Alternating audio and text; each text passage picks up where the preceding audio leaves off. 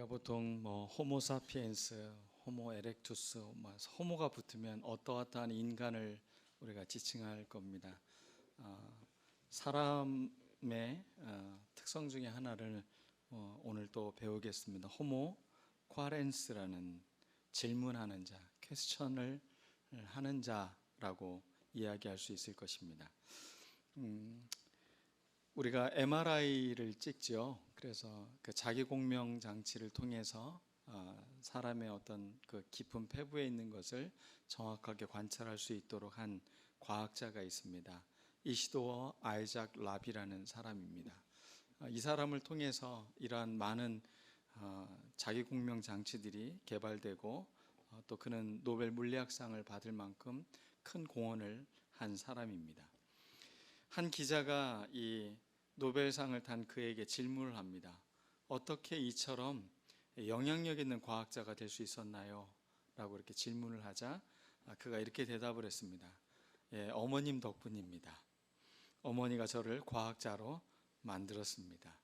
이렇게 되면 마마보이가 되는 건가요? 네. 근데 그분이 이렇게 이야기를 했어요. 어머님은 제가 학교에 돌아오면 늘 이렇게 질문을 하셨습니다. 라비야, 오늘은 뭐가 궁금해서 어떤 질문을 선생님에게 드렸니? 라는 것을 늘 물어보곤 하셨대요.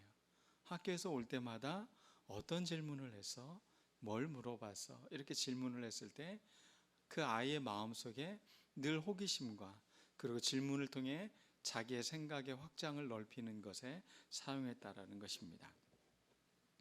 우리나라 그 철학자 중에 최진석 교수가 있습니다. 그 사람이 홀로 읽는 도덕경이라는 책을 썼는데 거기에 이런 이야기가 나옵니다. 질문은 자신이 자신으로 존재할 때 나오는 힘이다. 자기답게 살 때 질문이 나온다는 이야기입니다. 질문하는 자만이 주인으로 살 수 있다라고 말을 합니다. 그래서 그는 철학자로서 인간의 역사는 생각하는 능력으로부터 시작됐다. 그 능력이 가장 고도화된 그 철학의 출발점은 질문이라고 이야기를 하는 것입니다. 그러면 우리가 신앙적인 입장에서 과연 그러면 우리에게 질문은 어떤 것인가 한번 생각해 보았으면 좋겠습니다. 여러분은 어떻게 하나님께 질문을 자주 하시는 편이십니까? 아니면 하나님께 질문하기보다는 내가 스스로 알아서 열심히 하시는 편이십니까? 오늘 성경은 다윗의 이야기를 통해 우리에게 분명히 알려주고 있습니다. 그는 매 순간순간 하나님께 질문을 던지고 있습니다. 여러분, 질문을 한 번 할 때와 두 번 할 때, 세 번 할 때, 네 번 할 때 어떻죠? 저 사람이 혹시 귀찮아하지 않을까? 그런데 그것을 귀찮아하지 않으면서 계속 물어볼 수 있다는 건 그분에 대한 분명한 신뢰감이 있는 거죠. 저분은 내가 물어보면 꼭 응답을 주셔. 아마 다윗에게 있어서 가장 멋진 모습은 이 모습이 아닐까 싶습니다. 하나님께 질문을 던지는 사람. 어떤 질문을 갖고 살아가느냐가 그 사람의 정체성입니다. 우리도 나름대로의 질문을 갖고 살아가고 있습니다. 나는 무엇 때문에 살고 있는 것이지? 내가 살아가는 게 어떤 의미가 있는 것이지? 나름대로 이런 질문을 던지면서 우리는 살아가고 있습니다. 그런데 이런 질문을 던지지 않는 사람들도 있습니다. 그저 지금 자기가 생각하고 판단하는 것이 가장 옳다고 생각하는 사람들. 그런 사람들을 일컬어서 뭐라고 합니까? 어리석은 자라고 표현을 하죠. 어떻게 보면 질문과 가장 반대되고 있는 게 어리석은, 자기의 그냥 고집대로, 자기의 생긴 생각대로 살려고 하는 모습이 아닌가 싶습니다. 삶에서 질문을 하는 것은 지혜로운 태도이고, 또 사람들에게도 질문을 하는 사람들을 보면 굉장히 사람을 존중하는 태도를 갖고 있음을 볼 수가 있을 것입니다. 신앙에 있어서 질문을 하는 삶, 그것은 오늘 말씀을 통해서 살펴보면 더 중요한 것임을 알 수가 있습니다. 사무엘상 23장에 보면 그 짧은 한 장 안에 다윗이 여호와께 여쭙더라, 질문하더라, 묻더라 라는 말이 5번 반복되고 있습니다. 다시 여쭈어 보았다, 하나님께 아뢰었다, 다시 한번 여쭈었다, 이런 말들이 계속 반복되고 있어요.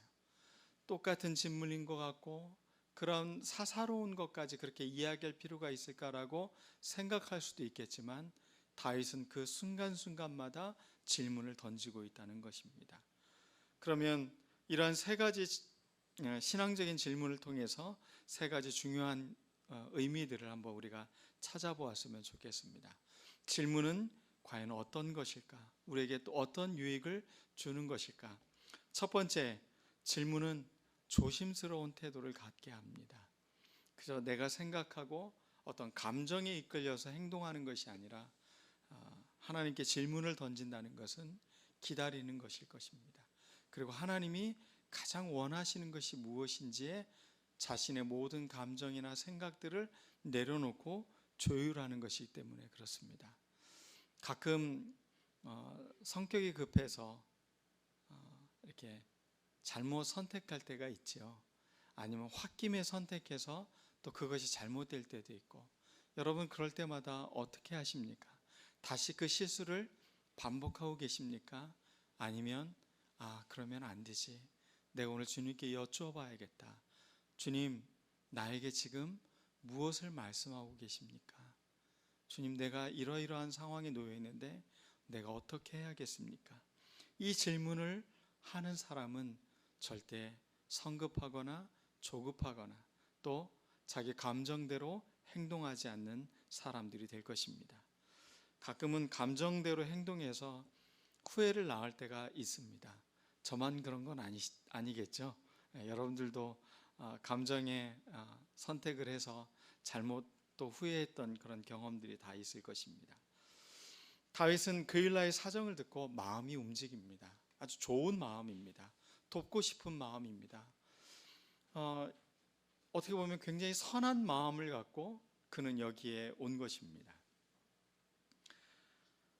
이 고대 근동사회에서 전쟁이 주로 일어나는 시기가 있습니다. 밀 농사가 다 돼서 타작을 하고 추수를 했을 그때 가장 전쟁이 빈번하게 일어났습니다. 블레셋 사람들이 지금 이 그일라에 왜 침략을 했냐면 그들이 농사진 농사물들이 쌓여 있는 것을 알고 있습니다. 그래서 그곳을 약탈해서 그들의 곡식을 빼앗고 그들의 소와 모든 것들을 지금 가지고 달아나는 모습을 보고 있습니다. 다윗은 이 이야기를 듣고서 이들을 도와야겠다라는 마음이 생깁니다. 이 블레셋들이 사람들을 약탈하고 죽이고 빼앗아가는 그것들을 멈추게 해야겠다, 이 마음이 강하게 일어났습니다. 옳은 생각입니다. 사람들에게 명분도 주어졌습니다. 얼마든지 사람들의 마음을 움직일 수 있는 것들이 생겼습니다. 그런데 다윗은 자기의 소신껏 움직인 게 아니라 그 자리에서 주님께 기도를 합니다. 주님께 여쭈어 봅니다. 이에 다윗이 2절에 보면, 이에 다윗이 여호와께 묻자와 이르되 내가 가서 이 블레셋 사람들을 치리이까? 여호와께서 다윗에게 이르시되 가서 블레셋 사람들을 치고 그일라를 구원하라 하시니.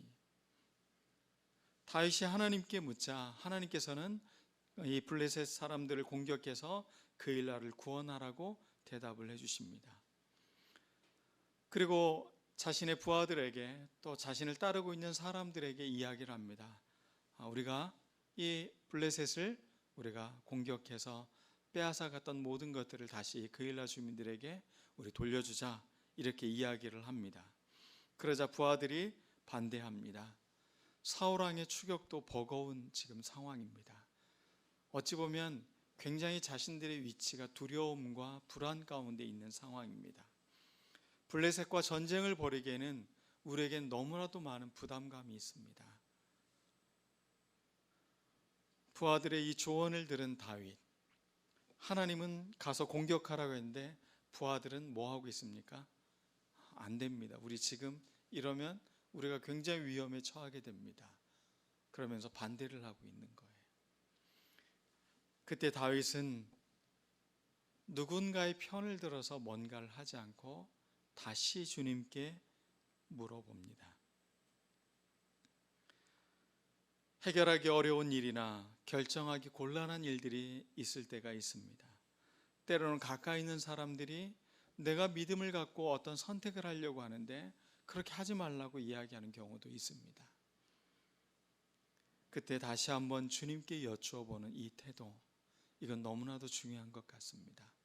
두 개의 대답 가운데 고민을 하며 번민하는 것이 아니라 바로 그 자리에서 주님께 기도를 드리고 있다는 겁니다. 주님, 어떻게 해야 됩니까? 이러이러한 상황을 이야기하는데 주님 어떻게 해야 됩니까? 그리고 다윗은 하나님의 음성을 다시 듣고 분명하게 공격을 합니다. 그리고 승리를 거두고 빼앗겼던 것들을 다 찾아서 그일라 주민들에게 나누어 줍니다. 하나님께 묻고 하나님의 음성에 순종한 다윗은 승리할 수가 있었습니다. 묻고 구하는 삶의 자세, 이것이 별것 아닌 것 같다고 생각할지 모르겠지만 이것은 결정적 순간을 만드는 놀라운 것이 되는 것입니다. 운동선수들을 보면 코치들이 참 중요합니다. 어찌 보면 운동선수들 대부분은 거의 최고의 수준에 이른 사람들입니다. 그런데 코치가 어떻게 그 사람의 약점들을 잘 지도하냐에 따라서 그 사람들이 1등을 하게 되고 금메달을 따게도 되는 것입니다. 코치가 하는 역할, 그는 이미 눈에 보이는 것입니다. 고수의 눈에는 사람들이 하는 것들이 다 보입니다. 한번 그것을 짚어주기만 해도 그 사람의 역량과 힘이 드러나는 것처럼 우리의 인생의 최고의 코치이신 하나님께 우리의 인생의 문제들을, 우리의 걱정거리들을 그분께 의뢰하였을 때 그분은 우리에게 가장 정확한 것을 짚어주신다는 것입니다. 그러므로 하나님의 뜻을 구하는 사람은 진정한 믿음의 사람인 것입니다. 일상의 삶 속에서 고민하고 계십니까? 뭔가 마음의 부담감에 선택을 하지 못하고 계십니까? 다시 한번 주님께 여쭈어보고 분명히 주님의 음성이 들릴 때 확고하게 움직일 수 있는 우리들 모두가 되었으면 좋겠습니다. 두 번째, 질문을 하게 되면 신뢰관계가 형성이 됩니다. 그리고 긍휼을 얻게 된다는 것입니다. 인생을 혼자 살아가려고 하는 사람들이 있습니다. 남에게 묻지 않습니다.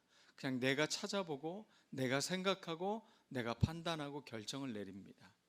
그러한 삶은 물론 좋은 결정을 내릴 수도 있지만 너무나도 힘들고 어렵고 그래서 때로는 인생이 외롭다고 느껴질 수가 있는 것입니다. 우리가 질문하는 그 순간 하나님은 듣고 계십니다. 그리고 응답해 주십니다. 그런 분이 계신데 우리가 왜 번민 속에 사로잡혀 있습니까? 우리는 주님께 질문을 던져야 되는 것입니다. 그분을 믿기 때문에, 그분을 신뢰하기 때문에 분명히 주님께서 우리에게 답을 주실 것을 믿기에 우리는 질문을 하는 것입니다. 그래서 다윗은 그의 시편 노래 가운데 27편에 이런 노래를 부르고 있습니다. 여호와여, 내가 소리내어 부르짖을 때에 들으시고 또한 나를 긍휼히 여기사 응답하소서. 내가 소리내어 부르짖을 때에 들으시고 나를 불쌍히 여기셔서 내게 응답하소서. 이건 어찌 보면 그의 인생에 아주 중요한 노래였던 것 같습니다. 여러분의 삶의 노래는 어떤 노래를 갖고 계십니까? 어떤 위급한 순간마다 또 번민할 수 있는 그런 시간마다 주님께 부르짖고 주님께 여쭈어 볼 수 있는 우리들 모두가 되었으면 좋겠습니다. 이렇게 했을 때 다윗은 분명한 응답을 받았다고 이야기합니다. 나를 긍휼히 여기사 응답하소서. 하나님의 긍휼히 여기심, 우리를 안타까워하시고 우리를 돕고자 하시는 그 하나님의 마음을 움직이는 것이 바로 질문이라는 것입니다.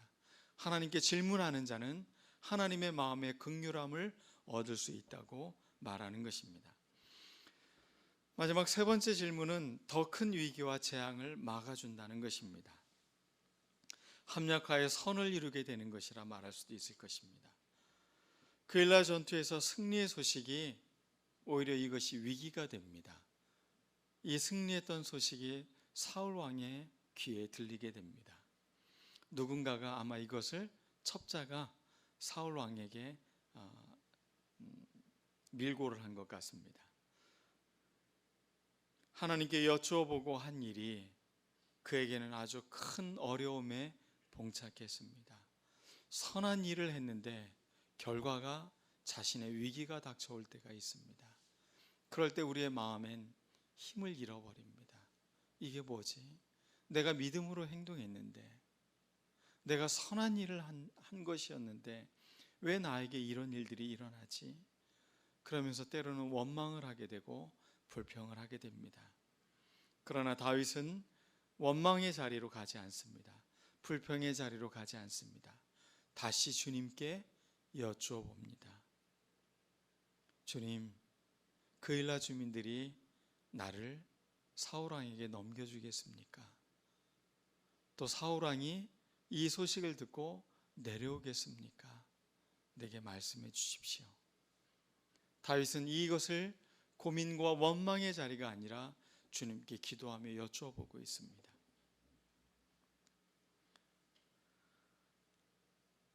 저 같았으면 화가 났을 것 같아요. 그들을 위해서 목숨을 걸고 전쟁을 하며 그들의 노략물들을 다 다시 찾아와서 돌려주었는데 이 사람들이 자기를 사울 왕에게 내줄 거라는 이야기를 듣고 그 마음에 얼마나 절망감이 들었을까. 하나님이 말씀하신 대로 행동했는데 그 결과는 자기의 또 다른 위협으로 다가오는 것을 다윗은 전혀 번민하거나 원망하지 않는다는 것입니다. 그리고 하나님의 뜻을 구한 다윗은 하나님께서 주신 대답을 듣고 그 일날을 떠납니다. 곤란한 상황에 놓였지만 다윗은 하나님께 물었고 하나님을 의지하였습니다. 그리고 놀라운 일이 일어납니다. 다윗도 살고 그일라 주민들도 삽니다. 그리고 사울은 그가 도망쳤다는 이야기를 듣고 다시 자기의 궁궐로 돌아가게 됩니다. 하나님께 순종하자 이 무력 충돌이 일어날 만한 사건들을 없앤 것입니다. 우리가 주님께 여쭤보는 것은 우리가 상상하는 것 이상으로 좋은 결과가 있을 거라는 것을 믿었으면 좋겠습니다. 때로는 그것이 나에게 안 좋아 보이고 때로는 나에게 그게 위협이 된 것 같다 할지라도 여전히 우리는 하나님을 신뢰하며 그 걸음을 걸어가는 사람들입니다. 그래서 신앙인들은 호모 쿼렌스, 뭐 하는 사람들이라고요? 질문하는 사람들이다. 우리는 하나님께 질문을 던지고 그 질문에 응답하며 살아가는 사람들이라는 것입니다. 그러기 위해서 우리는 몇 가지 극복해야 될 게 있습니다. 그 첫 번째가 자기 자신의 상황에 함몰되는 잘못된 생각에 빠지지 않는 것입니다. 우리가 어떤 위기의 상황에 봉착하면 우리는 그 상황에 함몰되고 절망하고 실망하게 되고 아니면 그 주변에 있는 좀 힘있어 보이는 사람한테 도움을 요청합니다. 그것은 자칫 하나님이 주실 그 놀라운 은총의 기회를 우리가 놓치고 마는 것입니다. 우리의 상황이 어떠하든지 우리가 어떠한 생각을 하고 있든지 어떠한 번민 속에 사로잡혀 있든지 우리는 주님께 질문을 던져야 되는 것입니다. 사건이 다급해지고 마음이 급할 때 여러분들 어떻게 됩니까? 초조하고 섣부르게 결정을 내리게 되죠. 하나님 우리에게 은혜를 주고 계시는 겁니다. 그러한 결정이 잘못된 결정이 될 위험이 많기 때문에 그렇습니다. 우리는 그때 주님께 여쭈어 봐야 되는 것입니다. 때로는 내가 너무 못났다고 느낄 때가 있습니다. 왜 나한테는 자꾸 이렇게 어려운 일이 닥치지? 이 힘든 이 상황이 어떻게 해결될 것이지? 하며 자기 자신을 괴롭힐 때가 있습니다. 우리는 그때에도 주님께 기도를 하는 것입니다. 우리에게 선한 마음을 주신 하나님은 우리에게 길도 열어주십니다. 그러므로 기도하면 길이 열립니다. 하나님이 하실 일을 기대하면 하나님이 일하실 것을 하나님께서 일하시기 위해서 대기하고 계시다는 겁니다. 여러분, 기대하십시오. 그럼 하나님이 뭐 해주신다고요? 대기해 주신다고요. 그래, 내가 응답할게. 여러분, 기대를 반대로 하면 대기가 되는 겁니다. 우리 하나님께 기대하십시오. 그럼 하나님께서 대기해 주십니다. 두 번째로 더 어려운 게 있습니다. 이것을 극복해야 돼요. 주변 사람들의 반대입니다. 굉장히 설득력 있는 반대였습니다. 그를 따르던 사람들은 다윗과 어떻게 보면 운명 공동체를 하고 있는 사람입니다. 사울 왕과 반대편에 서 있는 동료들입니다. 이들의 말은 굉장히 중요한 말들입니다. 목숨을 걸고 함께 가는 사람들의 그 말들은 중요한 말들이기 때문에 그렇습니다. 다윗은 그들의 말이 중요하게 받아들입니다. 그리고 다시 그 말들을 갖고 하나님께 가서 질문을 합니다. 여러분, 주변 사람들이 누군가가 반대를 하면 그런가 하고, 아닌데 내가 기도했을 때 응답은 이거였는데, 그래서 고민하지 마십시오. 이 순간에 뭘 해야 된다고요? 다시 하나님, 사람들이 이렇게 이야기를 합니다. 나의 믿을 만한 분이 이런 이야기를 합니다. 제가 어떻게 해야 되겠습니까? 그럼 하나님은 우리에게 분명한 응답으로 다시 대답해 주신다는 것입니다. 우리가 인생을 살면서 주변 사람들이 주는 조언, 귀를 기울여야 됩니다. 그것들이 헛된 것이 아니기 때문에 그렇습니다. 그렇지만 그런 것이 하나님의 뜻과 하나님이 대답해 주신 것과 상충되었을 때는 다시 한번 하나님께 또 여쭈어보는 것입니다. 사람들의 말에 휘둘리지 않고 하나님께 다시 조율하려고 하는 이 태도, 이게 바로 중심 잡힌 신앙인의 삶의 태도인 것입니다. 마지막 세 번째, 우리가 극복해야 될 것, 좋은 결과만이 능사가 아닙니다. 우리는 내가 기도하고 순종했으니 분명히 좋은 결과가 있을 것이야. 분명 처음에는 좋은 결과였습니다. 전쟁에서 승리를 했습니다. 그런데 그것이 결국은 자기에게 생명의 위협이 되는 또 순간이 됩니다. 너무 사람들이 성급합니다. 승리했으니까 맞아, 하나님이 우리의 기도에 응답해 주신 거야. 또 어려움이 닥치면 우리 또 이런 절망에 부딪혔어. 하나님 우리를 버리실 건가? 이렇게 너무 이힐일비하는 이런 삶 속에 살아서는 안 된다는 것입니다.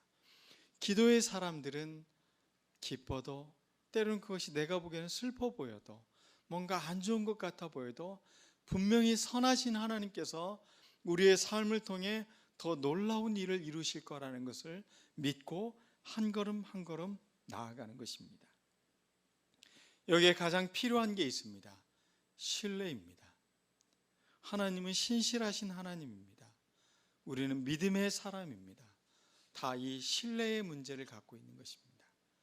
우리는 어떠한 순간이 와도, 어떠한 상황이 와도 그 상황에 하나님을 신뢰하며 기도하고 기다릴 줄 아는 믿음의 사람들이 되어야 되는 것입니다. 하나님, 내가 이렇게 헌신하며 나아갔는데 어떻게 이런 일들이 일어나는 것입니까? 원망하지 않는 것입니다. 하나님도 이 일을 통해 어떻게 일하시려고 하십니까? 내게 말씀하여 주시옵소서. 이게 우리의 태도가 되어야 되는 것입니다. 그일라 사람들에게 선한 행위를 했지만 그 그일라 주민 중에 한 사람은 사울 왕에게 밀고를 합니다. 사람들에게 큰 기대를 하지 않는 것, 이것은 중요한 믿음의 태도입니다. 사람들을 사랑해야 되지 사람들을 기대서는 안 됩니다. 목회를 하면서 가장 절실하게 깨닫는 것은 바로 이런 것인 것 같습니다. 우리가 함께 사랑하고 서로를 믿어주는 사람들이지 우리는 그 사람을 기대고 그 사람을 의지하는 사람들이 아닙니다. 신앙은 사람이 아니라 좋은 사람, 능력 있는 사람을 기대는 것이 아니라 철저히 하나님을 기대며 하나님께 질문을 던지는 사람임을 잊지 말아야 될 것입니다. 우리 잠시 눈을 감고 여러분의 한 주간 고민거리가 무엇이었는지 한번 생각해 보시길 바라겠습니다. 혹시 마음에 번민이 일어나진 않았습니까? 원치 않는 일이 일어나진 않았습니까? 그때 여러분은 어떻게 하셨습니까? 혹시 누군가에게 자문을 구했습니까? 아니, 어떻게 내가 이걸 해결해야 될지 방법을 모색하셨습니까? 그것도 좋은 방법입니다. 그렇지만 우리는 질문하는 사람들입니다. 믿음의 사람은 하나님께 질문을 던지는 것입니다. 이 시간 우리 주님께 기도하겠습니다. 주님, 내 삶에 이 문제가 있습니다. 내가 이런 어려움이 있습니다. 주님, 제가 어떻게 해야 되겠습니까? 주님, 응답하여 달라고 우리 이 시간 같이 주님께 기도드리겠습니다.